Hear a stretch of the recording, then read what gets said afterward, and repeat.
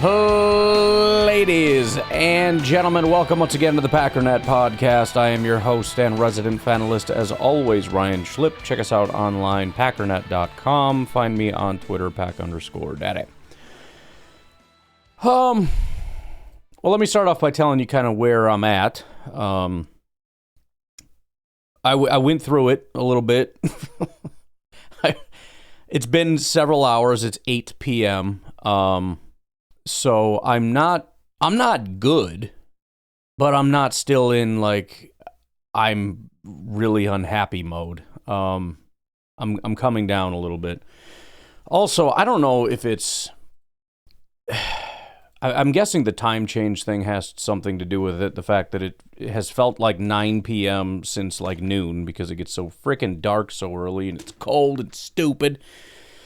It's actually pretty nice today, but whatever. There's just the weather change and the time change and all that is messing with me. I came home and like took a nap. I was just so unbelievably tired, and I know for a fact that it was an hour drive to and from Grandma's, which I tried to pick a game that I thought would be a nice, easy home game. Pretty, maybe not easy opponent, but it, as far as our schedule goes, it's one you feel relatively confident about. But whatever. But I know that on top of the weather change, time change, and the drive and all that, the emotionally draining nature, as embarrassing as it is to say, I know that plays a part in me being just completely dead. Like I came home and I'm like, I have to lay down. I can't function. I am so freaking tired. But I'm up. I threw a couple caffeine pills and a Gatorade. I'm like, we're doing this. I can't not do a podcast the day after. You can get away with some stuff on some other random days. With that said, there will not be Packernet After Dark. Number 1, tired. Number 2, it's getting kind of late. Number 3, mental health. Like I said, I'm okay now. But I don't think I can live through people calling and like giving play-by-plays of all the horribleness that was that game. In addition, and we'll spend some time kind of just going through the stats and things, just because there's still more processing that needs to be done and information gathering. But I want to at least give some kind of off-the-cuff stuff, some sort of maybe angry, irrational takes and fears and all that, and then kind of bring it full circle here. I'm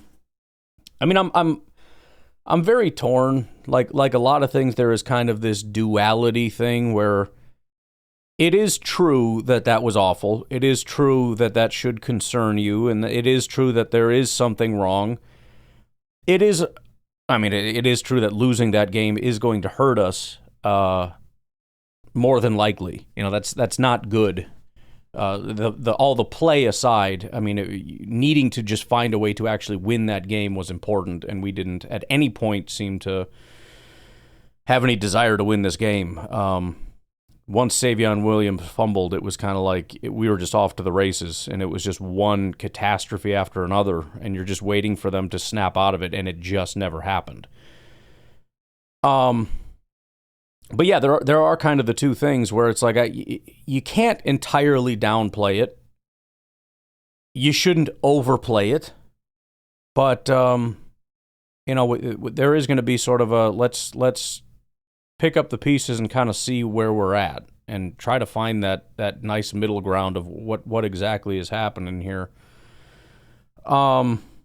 Silver lining, for multiple reasons. One of them is going to be, defense against the negative fans. The Vikings beat the Lions. Completely unacceptable from the Lions. Let's just be very honest about that. For all the we're not as good as bull crap, bro. They lost to the Vikings. Bears should have lost. That talk about emotionally draining. That is one of the worst losses outside of some of the Packers' playoff losses, like against frickin' Seattle. But largely that was because of the playoffs. That was one of the worst losses I've seen a team have. To score that many points, first of all, but also I turned the game. I wanted to watch the Vikings game because that was close. Turn on the other game. It's the Bears game. I'm like, oh, crap. They're down 2 scores. I see him score a touchdown. Cool, but there's like, what, a minute and a half left? And like nobody has ever gotten an onside kick. Legitimately, I don't know. As far as I know, nobody has. I walked out of the room and Cullen starts yelling, they got it. I'm like, they didn't get it. He's overreacting to stuff. Get that, drive down the field, score a touchdown, 2 scores in like 2 minutes with an onside kick. Just remarkable. And all you got to do is hold them for like 50 seconds. They end up draining, I think, most of that. Caleb goes for a scramble and stays in bounds. Like, it's like, you know, I know your defense sucks, but I mean, this is shaping up pretty well. And then a deep shot down the field to a frickin' tight end. Everybody decides, let's throw shoulders at this big, massive 265-pound tight end, or however big he is. Go figure, that didn't work. Touchdown, game over. Like, just pile of crap. Great day for the Bears. Great day for the Vikings to kind of keep their hopes alive. The NFC North is basically just a tie right now. It's like a 3.5-way tie. I think these caffeine pills are actually doing something. This Gatorade's waking me up. Put the cap on. Here we go. So that's kind of where we're going to be at. And I'm going to do my best to not just sound like a broken record, because I do end up, I mean, the fans say the same thing, so I end up saying the same thing. And I'm trying to, I don't know, find different angles or ways to approach it, because I don't want to keep doing and saying the same thing over and over again, especially after a loss. I will say a couple things, though. Number one, I have been trying as hard as I possibly could for a week to prepare us for this moment. I spent an entire day scolding people for celebrating the Packers. I spent every second saying, don't get so high, because this fan base is out of control, as is the national media and everybody else. I mean, this is just apparently human nature. Packers lose, it's the end of the universe. The Packers win, they're the greatest team in the history of football. And I said, what's going to happen next week if we lose to the Panthers, or if it's close? We're right back to the sky is falling. And then what's going to happen next week if we beat the Eagles? Suddenly we're again at the top of the NFC, we're the greatest team in football. All of that is completely true, with the exception of like the hardcore negative fans, where we could be undefeated and they wouldn't care. They'd find a way to complain. They're just impossible to deal with. But on the sort of normal spectrum, leaving out completely psychotic human beings and psychotic behavior, that's the situation, and that is the reality. The only thing the Packers have to do to completely fix their season, and I don't mean that literally, I mean it from the standpoint of like we're getting everybody back on board. They just have to beat the Eagles. That's it. Well, this team will never be. Oh, bull crap. This week was the worst performance we've seen all year. The constant mistakes. Jordan Love had probably I wanted to say he had a good game, and then he just started chucking it to the other team every second. Fumbles and penalties and nonsense 24/7. Every single time they touched the ball, they could not do anything. And the defense, I hate to give them too much crap, because, I mean, from the scoreboard standpoint, it wasn't terrible, but let's be honest, it wasn't good. There was no pressure. There was not very much coverage. Half the reason the score was so low on both sides is because they ran 50 plays every single time to get down the field.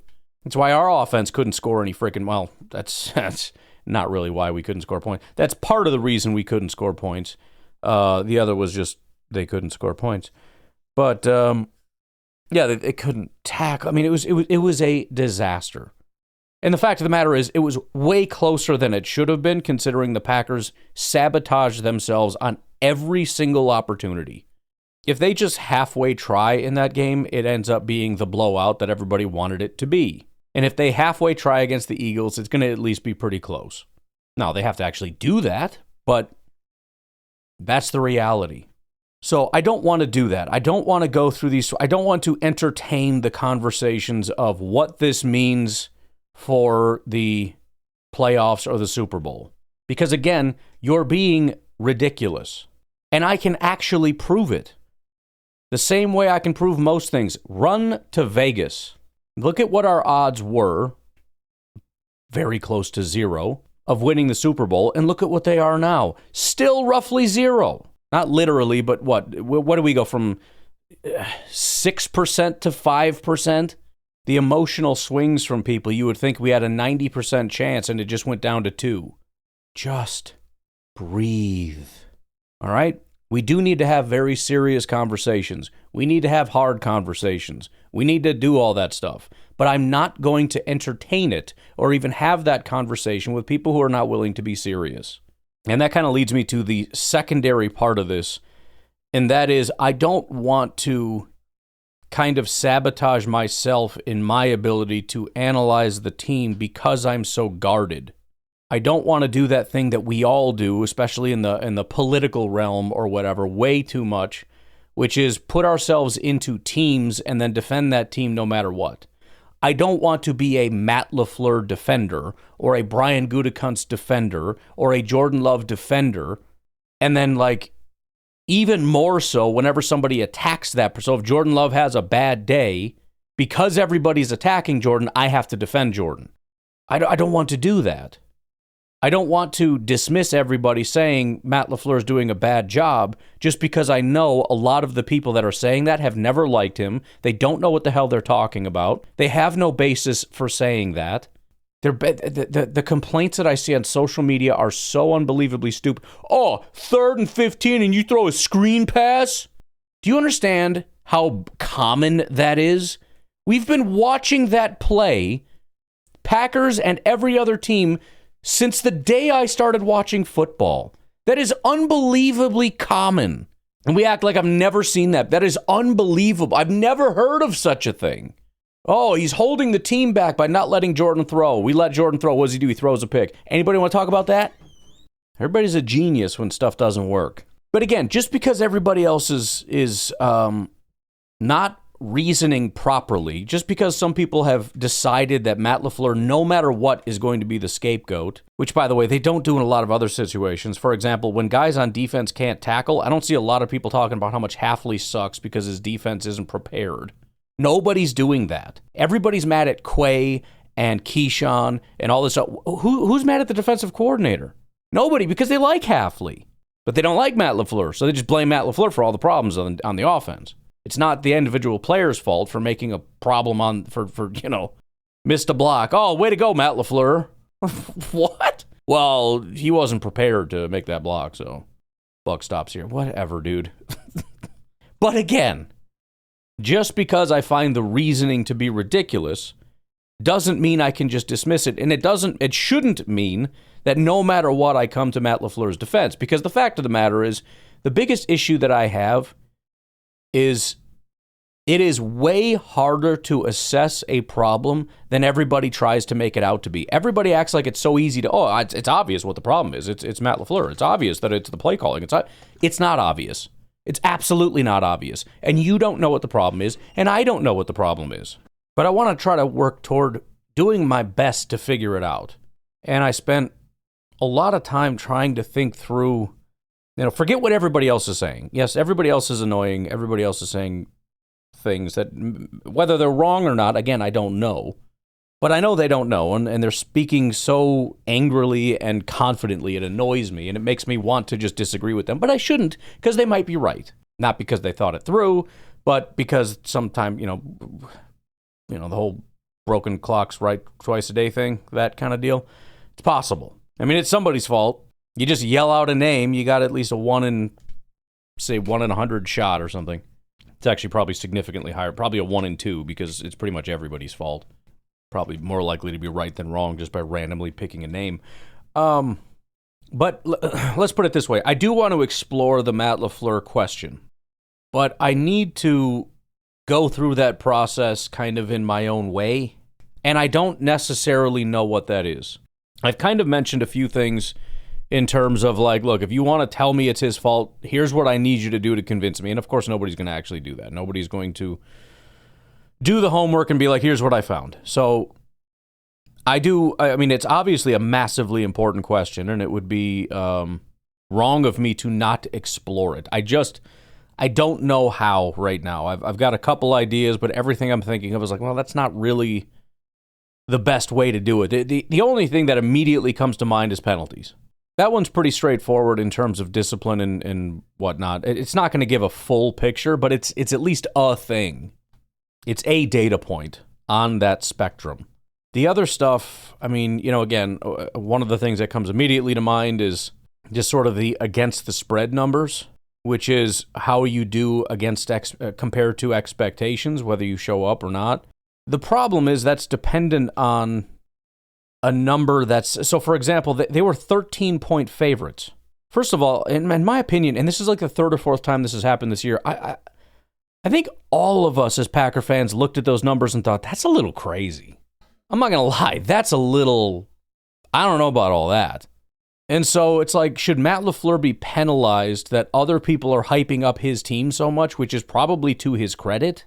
So because people like his team and how they play so much, he ends up getting docked because other people overestimate how good the team is. You know what I mean? That's not really a fair way of doing things.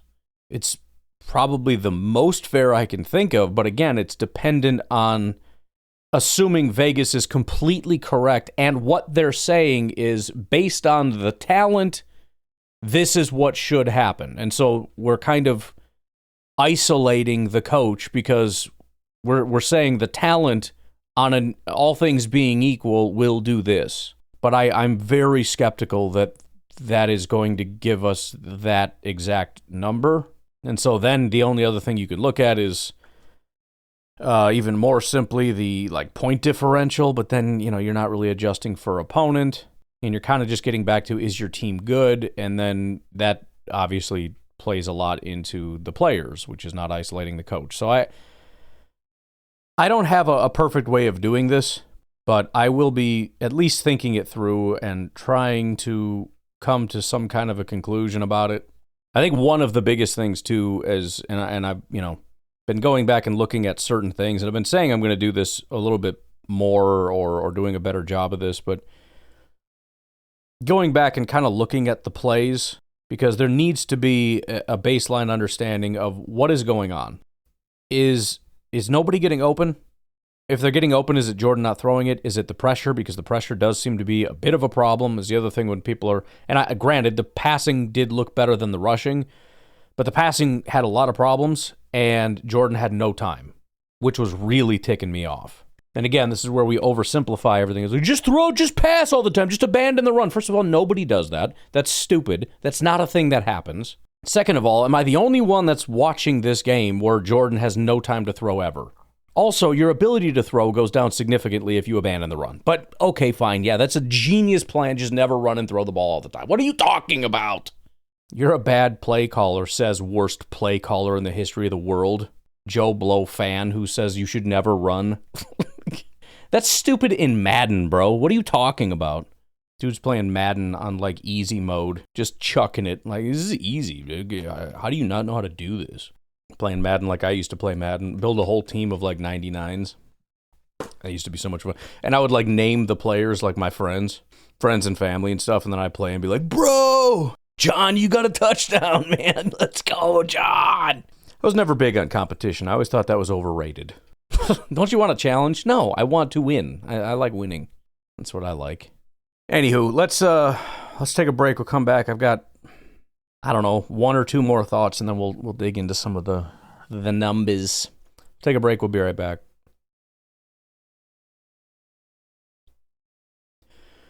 All right. I'm going to say something that makes me really uncomfortable, and I don't really want to say it.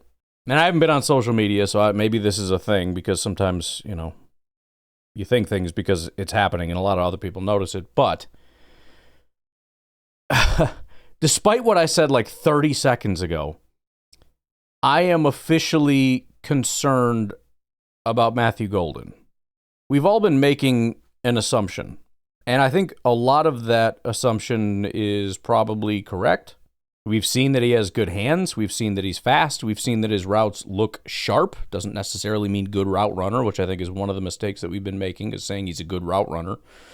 When I think there's a difference between being a good route runner and having sharp cuts and things. You know what I mean? There's precision to it that I don't think most of us are aware of in terms of how it's supposed to look. When we we come into this game, we already don't have Jaden Reed, obviously. We don't have Dontavian Wicks. And you think, okay, Dobbs, Golden, Watson, that's your bread and butter. And I'll be interested to look at the snap counts and whatnot, but we lose Tucker Kraft, which is a real serious concern that I haven't checked back in on, and I don't want to for obvious reasons, but I may have to today just because it feels like an obligation, but I don't want to know. We lose Tucker, right? So we need other people to step up. A tight end, granted, but, it's still. Then we lose Watson for a minute as he gets taken off for concussion, just a check. He came back, but you take him off. And I'm looking at this field and I see Romeo Doubs and Savion Williams and Malik Heath. And I know they have different packages, but I'm sitting here watching this going, dude, where is Golden?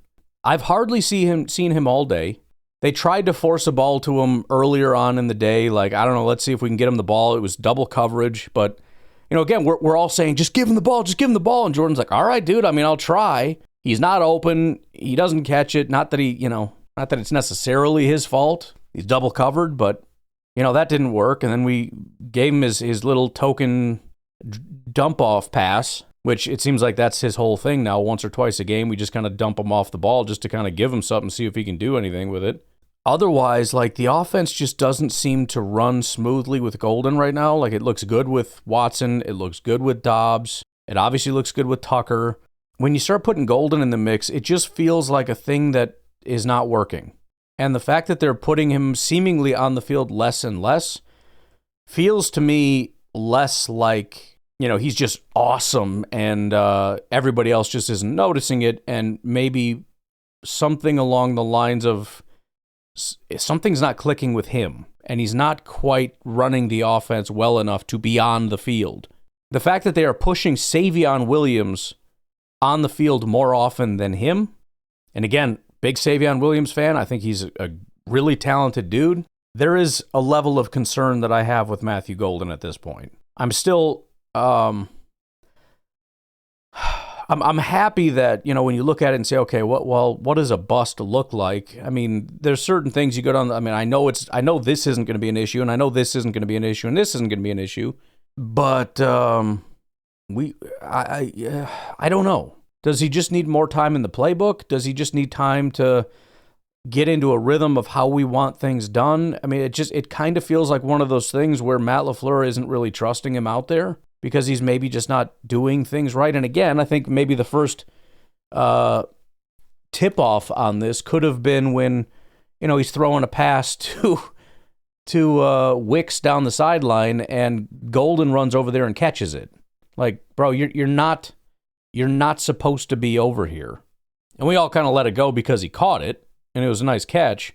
But, he could have gone over there and ended up breaking up a pass for Wicks, and how devastating would that have been? And so, I don't know. Again, he's an extremely gifted guy. Got great hands, fast, all that stuff. Good after the catch. All the tools you could ever want. Something isn't working, and I don't know that I can just sit here and go, Matt LaFleur's an idiot, Matt LaFleur's an idiot, Matt LaFleur's an idiot. Oh, okay, sure, right. And when he's on the field, Jordan doesn't throw to him because what? Because Matt LaFleur doesn't let him? Oh, the progressions. Oh, okay. So Jordan can't make the decision to throw to him. That's not a thing. So he's wide open, but he's so buried on the progressions list that Jordan just physically can't look. We got to stop with this. And again, this is where we're trying to make explanations when we have no idea what's going on. But again, my assumption is they're going to go back, they're going to watch the film, they're going to see, ooh, look, he was open here. Oh, look, this was a good play. Oh, look at this. And they're going to be more and more impressed, and they're going to be more and more inclined to get him involved in the offense, to scheme him in the offense, and for Jordan to look his way in the offense. And instead, the opposite is happening. And the question is why? And for some reason, the instinct of a lot of people is to say, because everybody else is an idiot. I can't be wrong. I said Golden's good, so he must be good. I saw somebody post a stat that said he's open all the time, even though I have no idea what that means. Again, as I've already told you, there are flaws in stats like that. For example, if you throw behind the line, running backs are always the most open. You know why? Because they're thrown behind the line of scrimmage when there's no defenders around when you throw it. It's a flawed stat. But I saw that stat, somebody posted it, therefore he's the greatest ever, and I've decided that, and the fact that he's not getting the ball doesn't mean I should change my mind. It means everyone else is an idiot. Okay, all right, if that's the direction you want to go. But like I said, maybe we should consider that he's not our best receiver or our second best or third best or maybe even fourth best receiver. Maybe he needs to spend some time learning, continuing to grow, continuing to understand the offense a little better, to understand, we go through it with quarterbacks and this offense in terms of you got to learn your footwork, you got to learn all these nuances. Well, there's nuance to route running too, and how deep you run the route, and do you cross his face? Do you run behind him? Do you do this? Do you do that? There's a lot to it. And if you're doing it wrong and other guys are doing it right, you're not going to be the one on the field. Even if you're faster than Malik Heath. Yeah, well, Malik Heath's going to do the right thing because it's not always just about you. This isn't backyard football where it's just you're manned up and you just got to run away from somebody.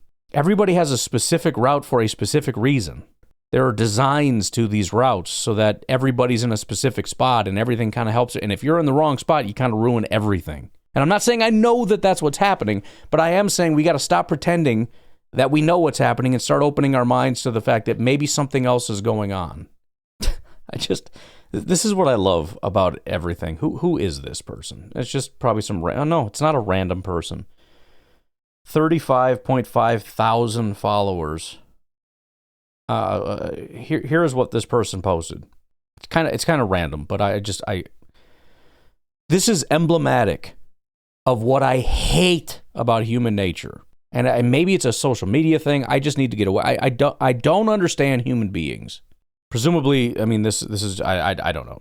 Here's what the person says. That's a brutal loss, talking about the Lions. Maybe the worst in the regular season under Dan Campbell in the last 3 years.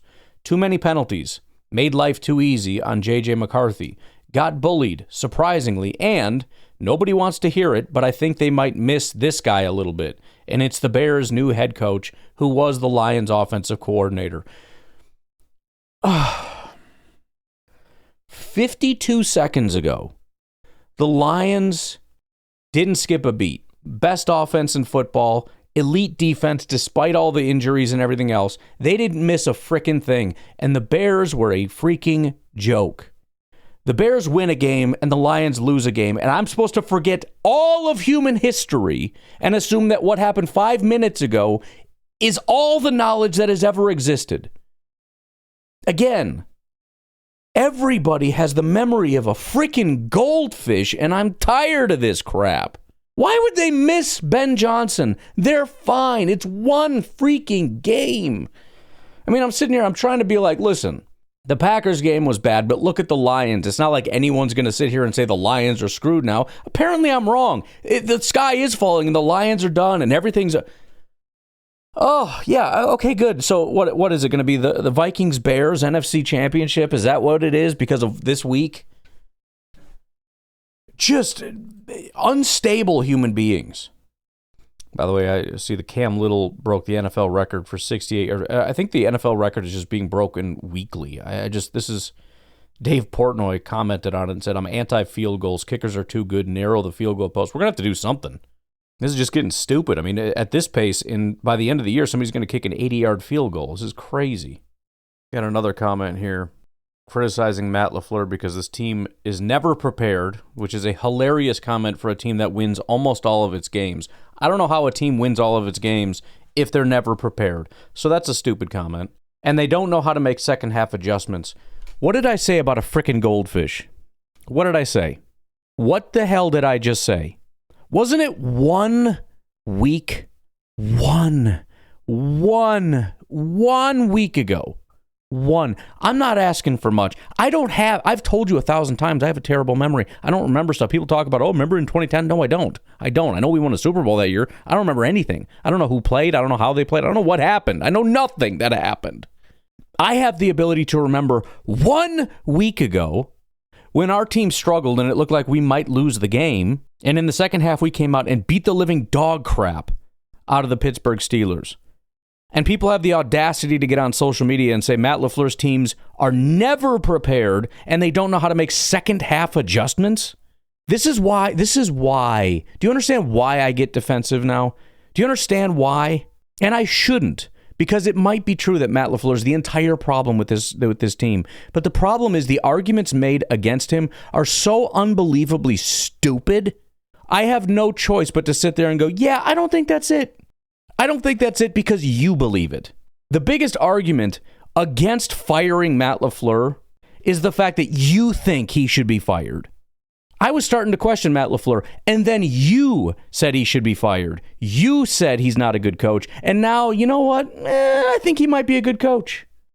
Because the very idea that you, with your reasoning capabilities, believe something, the opposite absolutely has to be true. Oh, I almost hope that I come to the conclusion that Matt LaFleur is the problem, because I can't handle fighting this battle anymore. I can't handle so much absolute stupidity, swatting it away every second. I want to believe Matt. I hope by the end of this week, I want Matt LaFleur fired, because I'm just going to take all of it. Every stupid argument, I'm just going to be like, yeah, man, sure, that I agree. You're right. He can't, his teams are never prepared, and they don't make second half adjustments.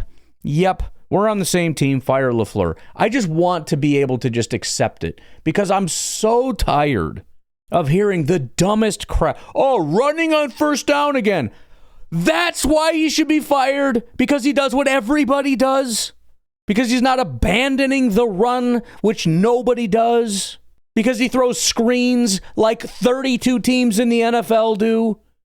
You're just looking for anything that happens. This is why I say football's like politics, man. A politician you don't like sneezes, and it's like, bro, you see that? He spit all over that old lady right there. We should kill him. Like this is what it feels like. You guys are just looking for, and I go on social media, and anything that happens is like, look what Matt LaFleur just did. Like, what did he do? What are you talking about?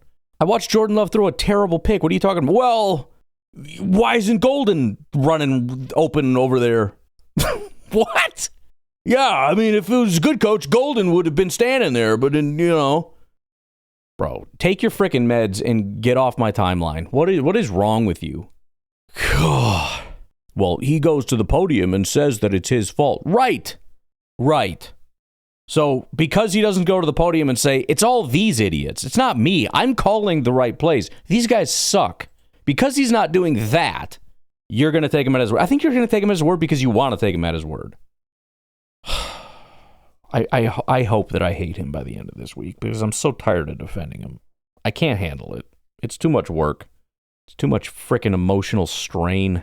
This is the dumbest. I can't handle this. Nothing is ever substantiated. Nothing is ever backed up with information or data. And every point that is made is easily dismissed. Never prepared and can't make second half adjustments? What? You're not even trying to convince me. You're just trying to piss me off at this point. I think I'm just being I think this is a grand conspiracy to just tick me off.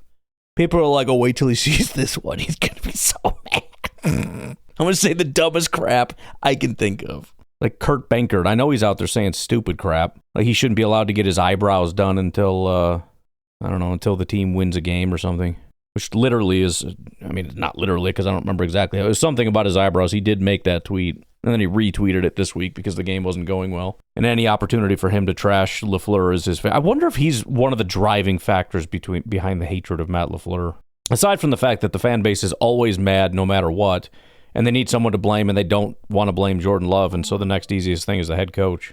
Front door. Yeah, I know someone's at the front door. Somebody lives at my front door. Leave me alone. Oh, man, I'm too scared to look, and I think I know what happened to Tucker, and I don't want to verify it. Like, I can't bring myself to do it. Oh, my Lord. This is the worst day of my life. I hate today. Lions lost, and that's great. I'm happy the Lions lost. Can I check? Did I lose all my money? I bet I lost all my money, too. I guarantee it. Only bet I remember is that I bet against the Packers, and I know that hit, so at least I got that going for me.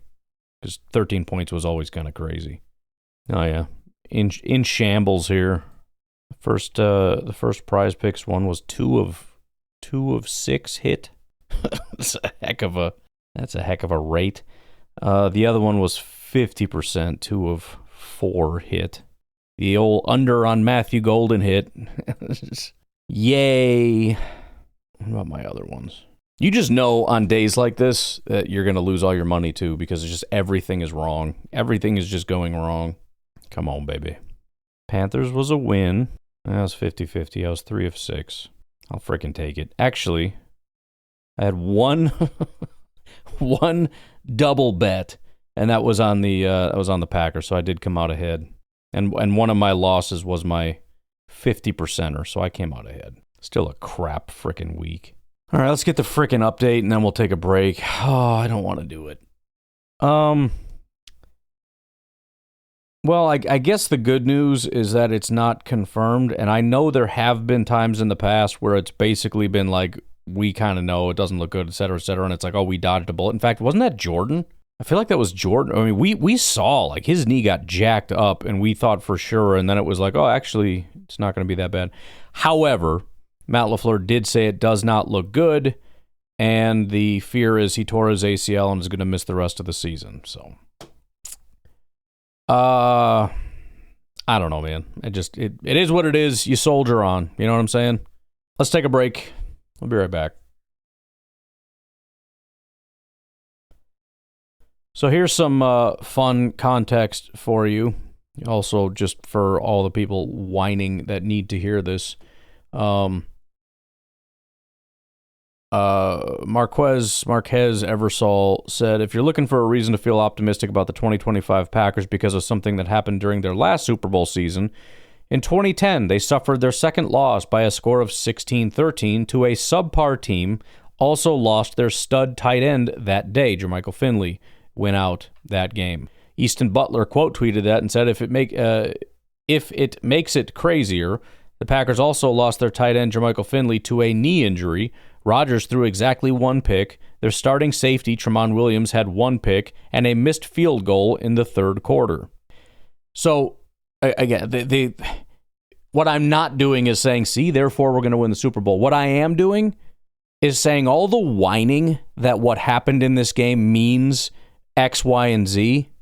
This almost exact scenario played out in 2010. And if your mentality was the same then, you would have been not only wrong, but a complete idiot because we won the Super Bowl. Again, I'm not asking you to be happy about this. I'm not asking you to be content. I'm not asking for any of that stuff. You shouldn't be. Nobody should be. Matt LaFleur shouldn't be. The players shouldn't be. Nobody should be happy with this. But to pretend that this is some kind of a... And this is my whole thing with Matt LaFleur.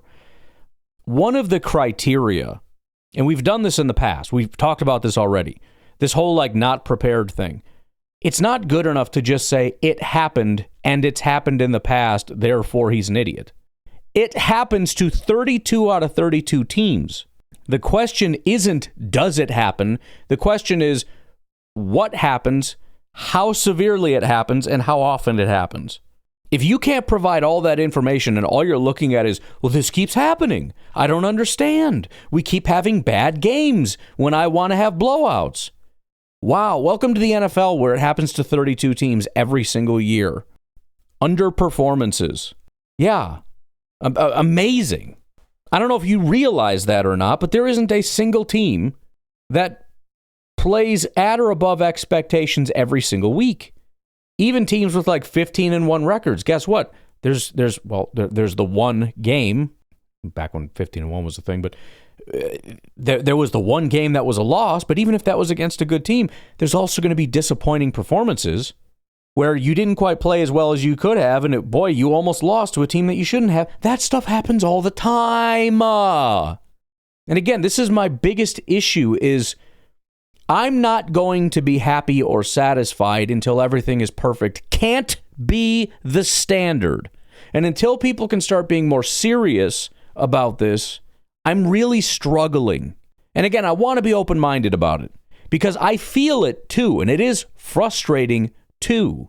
But I shouldn't have to do this context thing every week where I go through all the games and I go, oh, look, this good team lost to this bad team. Oh, look, here's another example and another example and another example and another example and another example. And it happens 5 times a week, every week for all of human history. And then with the one time it happens to the Packers, like, oh, it's always us. Why is it always us? Oh, we're so miserable. Oh, poor us. We suffer like no other. If only you knew the pain of being a Packers fan when sometimes we don't meet expectations, which of course are very high expectations. Bro, I can't take that seriously. Again, I think there should be some kind of a metric, and we should investigate if the Packers are underachieving at a higher than acceptable rate, but we can't answer that question if we don't, first of all, define what underachieving is, and second of all, find out what an acceptable rate is, and 0 is not that rate. Patriots are some kind of a dominant force, right? Although they came within 1 point of losing to Atlanta, that's unacceptable. They're not prepared. So much for being this well-coached team. Blah, blah, blah, blah, blah, blah, blah. Indy, powerhouse, lost to Pittsburgh. Oh, so much for that. I guess it was a fluke. I thought we were good. Turns out we're not good. We just haven't played any good teams. Chargers in Tennessee was a 7-point victory. 7 points is... here's what I can promise you. If it's within 7, there are moments where you felt like we lost this game. That's probably a little closer than Chargers fans would have liked it. Jacksonville came within 1 point of losing to the Raiders. How about the Chiefs losing to Buffalo? Oh, I thought we were so good. Again, we can do this every week. This is the 1 week we're the example. Look, it happened to them too, but we're never supposed to let that happen. As Packer fans, it's never supposed to be us. If it happens to the Chiefs, that's fine. They're still the Chiefs. They're going to be fine. If it happens to us, unacceptable, can't happen, fire everybody. Andy Reid doesn't need to be fired. Chiefs are a 5-4 football team. Should we start having that conversation? How many good teams have they beat, by the way? They beat the Lions. That's 1. Any others? I don't think so. Who are the other good teams they played? The Chargers, loss. Eagles, loss. Bills, loss. Should we have a conversation? Or should we just sit back and go, you know what? I think they're going to be fine. Again, and I'm going to keep saying this. I'm not saying you should be happy with the situation, but we have to set realistic criteria. We have to look at things honestly, and we cannot set a standard of I expect perfection. Every single team has subpar performances, right? It's frustrating that we lost to Cleveland and Carolina. The fact of the matter is, though, we've also won every other game. The Steelers are pretty good, and we beat them in Pittsburgh. Detroit is pretty good. We beat them, right? So for all the bad, there's also good. And let's not forget that. Let's not dismiss that. As we go through this, honestly, there has to be some level of being fair. For example, I'm willing to entertain the Matt LaFleur thing, but only with people who are willing to acknowledge that maybe they're wrong. Because if I'm going to do it, which I'm not even necessarily saying I'm wrong. I'm saying I don't know. What I've said all year is that nobody's been able to say anything convincing to me. Everything I've heard about Matt LaFleur is kind of stupid. Nobody has brought anything to my attention that sways me even a little bit. So I'll investigate it, but I'm just tired of hearing about it from people who are making terrible arguments against him. Buffalo Bills, good team. They beat the Chiefs. They're back on top, right? And this is a week after they went 40-9 against the Panthers. Boy, that's how it's done, folks. That's what you do to Carolina. What you don't do, though, is lose 24-14 to the Falcons, which is what Buffalo did in the week before they did that to Carolina. Because we should fire everybody in panic. And again, New England, top of the world, except for when they suck and lose to a team that's not good. And of course, Detroit, which, by the way, let's take a look at Detroit for a minute, shall we? With wins against the Bears, the Ravens, the Browns, the Bengals. They did beat the Bucs, but the Bucs look like complete dog crap.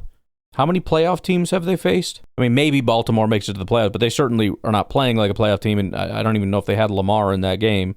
They faced the Packers and lost. They faced the Chiefs and lost. Now they just lost to the frickin' Vikings, coming out of a bye week, by the way. Healthiest they've been probably all season. Getting a bunch of guys back. Extra time to rest. There's not even a look-ahead game. You got Washington after this. It's not even a look-ahead game. Against your own division? That's not a look-ahead game. But they lost. And yeah, even going back to 2010, this was not an undefeated team. They were 10-6. Again, this is not me saying, oh, it looks like 2010, therefore we're going to win the Super Bowl. That's not it at all. The point is, if you apply what you're saying to the Packers now, you would have to go back and look at the 2010 Packers and say that team can't win the Super Bowl, which kind of makes you stupid. The Packers were 3-3 by week 6. They lost to the Bears. They lost to a 6-win Washington Redskins team and a 7-win Miami Dolphins team. So they had 3 losses in the first 6 weeks, and 2 of them were to non-playoff teams. That's not great. And you know what? They had 3 more losses coming. They lost to the Falcons, who everybody assumed were a significantly better team than the Packers. You know why? Because they were in 2010. They were a better team. And you know what? They played them in the regular season. They lost. And if you had said in that game, the Packers are not as good as the Falcons, so even if they go to the playoffs, there's no reason to believe they can beat them in the playoffs, that would be a correct assessment, aside from the part where things change. And also any given Sunday, because when they actually saw the Falcons in the postseason, it wasn't necessarily close. We beat the living dog crap out of them, but it would have been true at that moment. It was true in week 12 of the season that the Falcons in Atlanta were a better team than the Packers. But that's not all. They would go on to lose another game, and this would be to the 6-win Detroit Lions. The Lions who won almost no games. In fact, when they beat the Packers 7-3, by the way, the Lions were on a 5-game losing streak when they beat the Packers 7-3. What about that screams good preparation? How prepared does it feel like Mike McCarthy had his team in that game? Sure doesn't seem like Aaron Rodgers and that offense got up for that game, does it? A team on a 5-game losing streak, and you can't get more than 7 points. This team is not prepared. They didn't make any second half adjustments. They didn't make any adjustments. That team sucks. This team, no matter what, even if they get into the playoffs, you think that team is ever going to do anything in the postseason? You shouldn't. But wait, that's not all. We also went on to play the Bill Belichick Patriots. Very, very good football team, but we lost. You know why? Because the Bill Belichick Patriots are a legit Super Bowl contender, and the Green Bay Packers are not. And again, I'm not just trying to pick on you, because the reality is all those assessments to some degree are true. They're all fair assessments. Again, in week 12, if you said Atlanta Falcons, especially in Atlanta, are a team that the Packers just are not equipped to win, out of 10 times, maybe they win 1 or 2 times. That is a true statement. And then for them to lose 2 weeks later to the frickin' Lions, garbage football team, because your team is so unprepared that you can't even... the defense did a good job. The offense couldn't get more than 7 points. When you have a guy like Aaron Rodgers, MVP caliber quarterback, you have all these elite weapons on your offense, and you can't get more than 7, you want to talk about a lack of preparation? How pathetic is that? Then you go see another high-quality Super Bowl caliber team, and what happens? You lose 31-27. At the end of the day, you're just not good enough. And then you play the Bears again, an actual playoff team, and you did win, so you split with them, but it was 10-3. Not necessarily super inspiring. All of that, again, is correct. It's true. It shouldn't make you feel good. If you're a Packers fan in 2010, you shouldn't feel good about the fact that you went 3-3. You shouldn't feel good about the fact that against legit playoff contenders in most cases, you didn't come out on top. You shouldn't feel good about the fact that you're so inconsistent that you lose to the Lions, that you started the season 3-3, you ended the season 3-3. None of that should feel good to you. It shouldn't inspire you that you're going to go on to win a Super Bowl. But you know what? They did.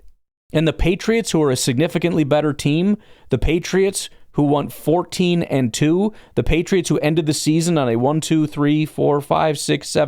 8-game win streak, including against the Packers, including against the Bears, who were a good team, including against actual solid teams, like I'm guessing the Steelers were. Let me check their record here. Yep, 12-4. Of course, they were good. Against actual playoff teams, they went and just steamrolled everybody. In fact, I mean, you only lost 2 games, but I mean, one of their losses was week 2.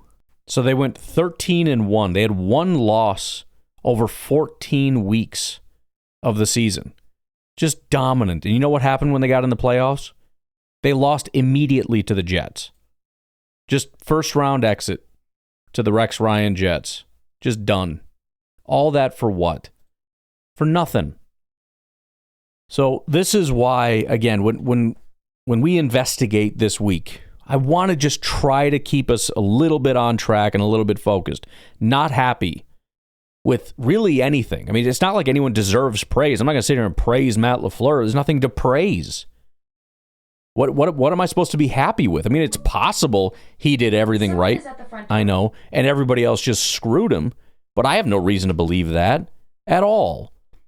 I'm not going to praise Jordan. I'm not going to praise really anybody. Maybe Watson. He had a good day. I mean, he didn't necessarily go off, but every time I saw him, I was happy with him. Dobbs was pretty decent. But I think at the end of the day, this was one of those games. And again, maybe this happens too much. Maybe it doesn't. And I don't want you to have an opinion on that until you know what's too much. If you don't know, you shouldn't have a definitive opinion on that. But at the end of the day, it was one of those games. Just one of those freaking games. And I said last week, you know it's going to happen. Someone is at the front door. You know there's going to be at least one game where we're going to sit here and just feel like, I don't think we're going to do, like, this is going to be a bad year. And you know what? There's going to be more. There's no way we get through this season just feeling good about all the rest of our games. But you know what? There's also going to be games where we do feel real good. And I just want the emotional volatility to calm down a little bit. There's nothing wrong with saying this whole year has felt a little clunky and we haven't been able to get into a rhythm. And if we don't fix this, obviously we're not doing anything in the future. Without going so far as to say the season's over and the sky is falling and everybody should be fired. That's emotional immaturity and nonsense. Get a grip. Get a beer. Whatever it is you need to do. Go chill for a little bit. And again, I get it like in the moment. I was not the most reasonable person live during the game at all. And you've heard me do live games. I'm not a very reasonable, rational person. I'm very angry. I'm very angry at Matt LaFleur, at Jordan, at the frickin' offensive line, at every jag-off on defense that can't make a tackle, at the lack of pass rush, at our defensive coordinator, at our frickin' cornerbacks, at the referees, at life in general. Furious. But we can't stay there. We got to try to figure out what it is we do from here. And that's the interesting thing about it. First of all, let's be grateful that football is here, that we get to see another week next week. Enjoy it, because before you know it, it's going to be the off season, and that sucks. Okay? We're still going. We're still kicking. We're still in it. We're not eliminated yet. At some point, we probably will be. Like every team except one, at some point, it's over. But we're not there yet, so let's enjoy it while it lasts. But also, let's have a little bit of fun trying to build this team. Not that we actually have any input, but I mean, if we're going to be so emotionally invested in the team anyways, we might as well. What is it we need to do? Let's theorize a little bit. Okay, so maybe Matt's not the answer. What is the answer? Is it a coach? Is it a scheme? Is it a philosophy? What do we do? I mean, we might as well have fun with it if we're going to do it. It's kind of like when Jordan has a bad day and we start looking at quarterbacks in the draft. It's stupid. I mean, we can't do that really anymore, but, we used to. It's stupid, but you do it because you have an opportunity. Let's play with it. Let's hypothetically say we do need to move on at coach. What do we do? I don't mean that to be a smart aleck in terms of like, no, I mean, I'm honestly saying, like, what do you think we should do? Offensive guru, young guy, old guy? Do we just, I know most of the fan base just always wants to do an opposites thing, kind of like in the offices. What was it? Gabe's tall and weak. Kelly's short and strong. I'm doing an opposites thing. Everybody hates Matt LaFleur, so I'm sure the next guy everybody's going to want is a 65-year-old established guy. They want Mike McCarthy back, essentially. And maybe that's the answer. I don't know. Should we talk about a new DC? Since, I mean, that seems to have been a failure now the defense is terrible. We probably need a new defensive coordinator. What do we do? Is there a scheme you like? Is there something out there that's tickling your fancy? Should we start looking to the draft? Like, I mean, you know, what do we do? Maybe it's a little premature and we can do that for fun anyways, but how do we, let's put it this way, how do we win next week? Let's talk about that. What do we have to do? And again, if you're of the mind that there's nothing we can do because we're doomed and we can't beat the Eagles, then, okay, I'll tell you what. Thank you for your input. That meeting is going to be down the hall, okay? You and the rest of you go down the hall, go in a dark closet, and you guys talk to each other about how we can't do anything ever. The rest of us are going to talk a little bit about what is it going to take to beat the Eagles? What is it going to take to stay out in front of people in the NFC? Right, because we are kind of getting to that second half of the season where it is a little bit of a race. It is kind of a, all right, let's check out the Eagles. What are they doing? Look at Seattle. Holy crap, Seattle's going to be tough. You know, all these different things, like what do we got to do? You know, Tucker went down. Let's assume he's out. Like, is Musgrave that guy? Possible last-minute tight end trade here if Tucker's down or something before the trade deadline, which is, what, like tomorrow? Do we reshuffle the offense because maybe we built it around Tucker and now we got to do something else? Could we possibly get Golden involved? Or is that, you know, like I said, kind of a next year thing? And so, okay, what about Watson? Or, you know, let's talk about Jaden Reed. Can we get excited about when he comes back and how that changes the offense? Or I guess what I'm saying is that sucked. It doesn't make me feel better about our chances about winning the Super Bowl. But also, not every single thing needs to be about the Super Bowl all the time. And I kind of just want to know, what do we have to do to be better? How do we take a step? I know. For those of you, like, as long as Matt LaFleur is our let me stop you there. Down the hall, dark closet on the right. Okay, there's a group of people in there that want to tell you all about the Super Bowl and how we can't win it. If you wouldn't mind telling them about how we can't win, as long as Matt LaFleur is the coach. Again, down the hall on the right, there's a dark closet. Just cram yourselves in there. I don't want to freaking hear it anymore. We can't. I mean, do you understand how much of a loser mentality we all have sometimes? My goodness. Yeah, you know why this team can't seem to get up for games? Because they think like you all the time. Oh, we just can't. We'll never do it. I'll never win. We can't ever do it. Oh, my Lord. He's so whiny. Do you just do that in your life? You just give up right away anytime something bad happens? It's like I was just talking to my friend about that today, about how like there's a whole group of like young guys that didn't exist when I was younger, which are guys that are basically just like, I'm giving up on women. And I guess it's kind of, I think in their mind, it's kind of cool or trendy. It's like, bro, just work hard. Like, not even that hard, I mean, to be honest with you. But it's like, I don't know, man. I exist and girls don't throw themselves at me, so I quit and I hate it and it's all their fault. And like, bro, you're kind of a loser. Like, I don't know if you know that, but kind of pathetic a little bit. Like, I sympathize a little bit, but, you know, freaking don't give up, dude. Try. 16 years old and you're like, I give up. Like, what? That's what you guys sound like in week 2. Season's over. I quit. That sucked. I get it, but good Lord. And again, that's why I mean, people get annoyed with bringing up 22. Oh, like this is the same. I didn't say it's the same team. I'm just trying to put a mirror up to your face to show you that if that team had given up, if that team had quit the way that you have quit as a fan, the way that you quit every time this team doesn't perform up to your standards, we wouldn't have a Super Bowl. We wouldn't have any Super Bowls. Nobody would have a Super Bowl if people thought like you thought. It's like I've been saying before, like, act as a fan like you want the players to act. I mean, Rashawn Gary, I didn't listen to the full quote, but I saw what he had said. They were asked about it, and I mean, his mentality is the same every day. It's why I love Rashawn. The dude acts like he doesn't even know that they lost. He asked Rashawn about it, and he's not all like pouting at his locker, which, I mean, is I could understand if you were, you're upset, you're a competitor or whatever. But every time something like this happens, they go to Rashawn, and he's just like, what's up, dude? Like, so, what the hell? You lost to the Panthers. That's freaking lame. Like, what? What, do you suck or what? He's just like, yeah, dude, I mean, we just got to be great. I mean, we're great. We know that we're great. Just got to be consistent. You know, we're elite. We can beat the crap out of anybody. I ain't worried about it. Scared of anybody. I'm better than everybody, and we weren't today, but just gotta work on it. Just gotta be consistent. And again, how pissed would you be if you heard a player talk the way you talk? Or, negative. I'm saying you, but I'm talking past you if it's not you. But I mean, it's for all of us to just contemplate these things. If you heard a player at his locker, or a coach, God forbid, in a press conference at any point say, I don't think we can do it. This team isn't going anywhere. You would be rightly furious because you expect them to frickin' man up, go to work, and improve. So why don't we give them the opportunity to do that?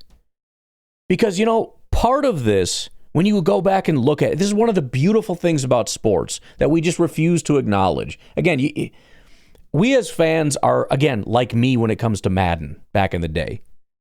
It's not about the competition. It's not about improving your skills. It's about just building a bunch of 99 guys and steamrolling people. And that's what we expect about sports. We don't want the Rudy story. We don't want the comeback story. We don't want the 2010s. We don't want the underdog stories or the comeback stories or the fighting through adversity stories. We don't want it, because if there's adversity, then we quit on our own team. Adversity? What are you not good? What happened?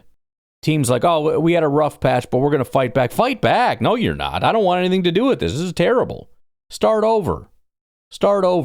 And get a new GM, because this GM is not good enough. You know how I know? Because you didn't build a team that is so good they don't face adversity.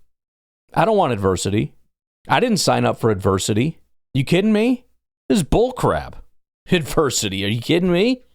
The Eagles, who won the Super Bowl last year, narrow victory against the Packers, then lose to the Falcons, then a very narrow victory over the garbage Saints, and then they lose to the Buccaneers. They are 2-2 to start the season with 2 very narrow victories, including one against a terrible team.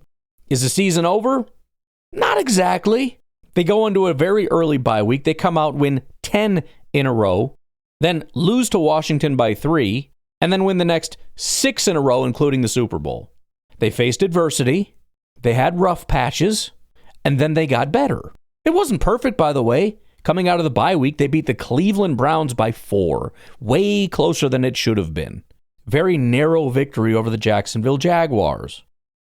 Narrow victory over the Carolina Panthers, who are obviously terrible. Narrow victory over the Giants, who were dog crap. But you know what? They won anyways. Wasn't always pretty, wasn't always perfect, wasn't always steamrolling bad teams, wasn't always winning, period. Sometimes there's rough patches, sometimes there's adversity. That's frickin' sports, bro. You fight through it. That's what we want from the team, right? Why can't we just go for it? Yeah, rough patch.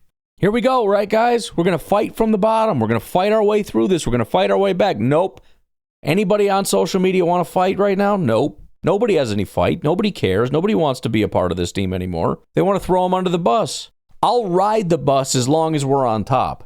But as soon as they embarrass me, I'm going to get off the bus. I'm going to throw them under the bus. I'm going to run over them and then put the frickin' thing in reverse and back over them. Screw everybody that, by the way, when things were high, I'm riding on their shoulders. But as soon as things are bad, I'm going to kick them under the frickin' bus, because screw them for not, making me look good. Oh, don't worry, we can fight back. No, you know what? Don't bother. I'll check back in next year. Hopefully, whole new team, whole new GM, coaching staff, all that, because this is unacceptable. I mean, do you understand how silly this is? Can we, again, acknowledge the negative, look to what is it going to take, but let's look to what is it going to take with the understanding that if these things do happen, the team does get better, they do overcome, they can have success. Can we have that conversation? Or do we have to just live in, we're never going to do it. It's never going to be good enough. Everybody needs to be fired. Again, I'm willing to entertain it, but we got to have big boy conversations. Or I just don't want to have the conversations. So we will, and I'm sure Packing It After Dark, we're going to have a lot of those conversations, because people are going to call in and they're going to be very upset, and I understand that. And again, we're not doing that, last night, I guess, because it's late and I can't freaking handle it right now. Part of my process right now is like I said, I'm half the time when I'm lecturing you, it's me just talking to myself. This is me talking myself through stop being a freaking baby and let's man up and get through this as a fan of the team. There are people that live as Jets fans, okay? If they can wake up in the morning and root for that team, then I should be able to root for this team. Crying out loud. If this is the biggest challenge I have to face. I mean, if I can get super serious and super dark, there's a mass genocide happening in Africa right now. I think I can handle this from the comfort of my own home that's heated with internet. I get to talk into a microphone to you guys about a sports team, and then I get to go hang out with my family. And by the way, tomorrow is my daughter's birthday, and I'm going to make her steak and eggs because that's my life. And part of the benefit of my life is that I'm a Packer fan and I get to tomorrow root for this team still. So let's frickin' take it down a notch. If at some point we decide maybe we do need to look at new coaching staff, that's fine. We can do that. But it's not happening this year. If we're going to win or lose, it's going to be on the back of Matt LaFleur. So let's figure out how we win with that.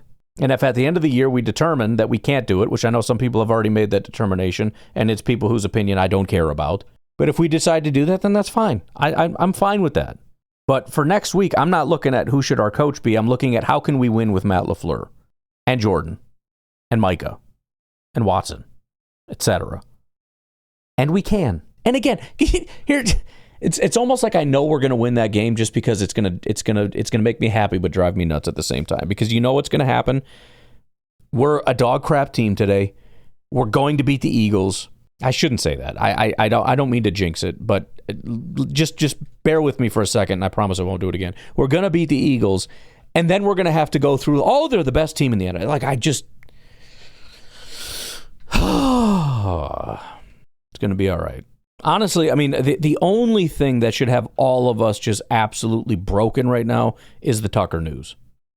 And, let's hope, and I don't know if anything's been confirmed as of me just checking a minute ago. It hasn't been, but let's hope for some kind of a miracle that, he's, maybe they put him on IR. He's back in 4 or 5 weeks for the postseason or whatever the case may be. But, I mean, not only for us and for our team, but for him. I mean, that guy, what a season he was on pace for. That guy is deserving of all the things. And if this season gets taken from him, that's messed up. And that's not what should happen. But again, adversity. We expect him to get on his horse, rehab that thing, come back stronger than ever, right? Right. Just like we should expect Jordan to bounce back from those couple boneheaded plays that he made. Don't let it get in your head. Come back stronger next week. Matt LaFleur, it's been a rough patch, man. Get in your bag, figure it out. Jeff Hafley, you're a good defensive coordinator with good players. This wasn't great. Let's get in our bag. Let's figure it out. Micah, what happened, bro? I don't know, but you're going to be all right. Get in your bag. Figure it out. I'm half making things up because, again, I don't know. I may change my mind. Maybe he had a great day. I don't know. But my assessment in the moment, not great. Probably triple teams and face masks and holdings and all that kind of stuff. But, again, just off the cuff, let's focus more on how do we dig out of this hole? Let's embrace that Rudy mentality. You know what I mean? Not that Rudy's the best example because that guy kind of sucked and he really didn't get to play very much because he was kind of bad. But pick a different movie, whatever a different movie would be. The Replacements or something. Little Giants is a good one. Romanticize a little bit. It's meant to be romantic. Not everything about football needs to be just 99 Madden. And again, as embarrassed as I am that that's how I played Madden, apparently I'm not alone because every fan seems to want that to be the case. Our team should just be 99s, we go undefeated, and we win the Super Bowl. And I'm bored and I can't really figure out why, but at least I'm satisfied with how things went. Let there be a little adversity. Let's spice up the season a little bit. We win. Here's this final scenario and I'm out of here because I'm beyond rambling at this point. But let's say we win the Super Bowl. How can we spice it up a little bit? How do we make it a little bit of a comeback story? How do we romanticize this thing a little bit? You're the script writer. You're writing a movie about the 2025 season, one of the best seasons we've seen, one of the craziest, most exciting seasons of your Packers fandom. Sure, you could write in undefeated season, undefeated through the playoffs, wins 40-0 in the Super Bowl. You could, not a very good movie. Not sure I'd watch it, but you could. Let's make it a good movie. What happens? Do you have some ups and downs? Do you have a little bit of adversity? Do you have a tragic injury? Do you have things you need to overcome? People who need to battle back? Do you have any of that in this story? How much adversity, by the way, are we willing to battle through as a fan? Which, by the way, again, we literally have to do nothing but sit here. But let's pretend that we're super invested in this. How much are we willing to endure before we throw people under the bus and, again, put that frickin' thing in reverse and back over them? Which we've already done. But let's just say moving forward from here. Let's get the bus off of the players and the coaches for 1 second and have a conversation about how much as a fan we should be willing to endure and tolerate before we say, you know what, enough is enough. Because as of right now, the Packers still have one of the best records in football. They have 2 losses, which is not the end of the world. If you look back over the last 10, 15, 20 years, 2 losses this late in the season is probably as close as it gets to a good season so far. Not a lot of 1-0 losses. There's a couple, but not many. We've had a lot worse seasons, including Super Bowl seasons, by the way. Let's not get off the bus yet. Okay? Again, especially if you're going to ride their frickin' shoulders when it's high, let's not kick them in the face and run them over with the bus. At every opportunity, at every little low point. Okay? It's getting kind of embarrassing at this point as a fan base to hoist these people on our shoulders and then throw them under the bus at the first sign of adversity. I mean, come on. Again, and we know how to do this. We like to throw people we already don't like under the bus. Most people are not throwing Jordan under the bus. It has one bad day. Right. Exactly. And if you can even call it a bad day, some people are arguing that, fine, but whatever, have that discussion. But the point is, most of us are rational enough to say, you know what, wasn't the best, that's okay. Now, Savion had a fumble. I still like Savion. I think he's a good kick returner. I think he's doing a good job as a rookie. I think he's doing some really good things. Made a mistake. I'm not done with it. I'm not done with Golden. We might have to have a conversation. We might have to, kind of figure some stuff out here. Maybe it's not going to be as great as we thought. Not done. Not going to throw him under the bus. Let's relax. Relax. All right? It's good. Here, it's going to be a bad week. Let's brace for that. It's going to be a bad week. But let's get through it, and let's hope, like we've never hoped in our lives, that we find a way to beat the Eagles and get this thing back on the right track. All right? But that's what we're doing this week. We'll have some conversations, hopefully some big boy conversations, and not just nonsense, panic, garbage talk. And, we'll go from there. I got to get out of here. I'm having, as much as I started this podcast and I was like, I need to finish this so I can go to bed, I'm having a hard time stopping right now. So let's end it there. By the way, big shout out to everybody that jumped on the website. The FFF found a lot of problems as we were doing it, things that, again, you kind of need to get into it to find out what they are.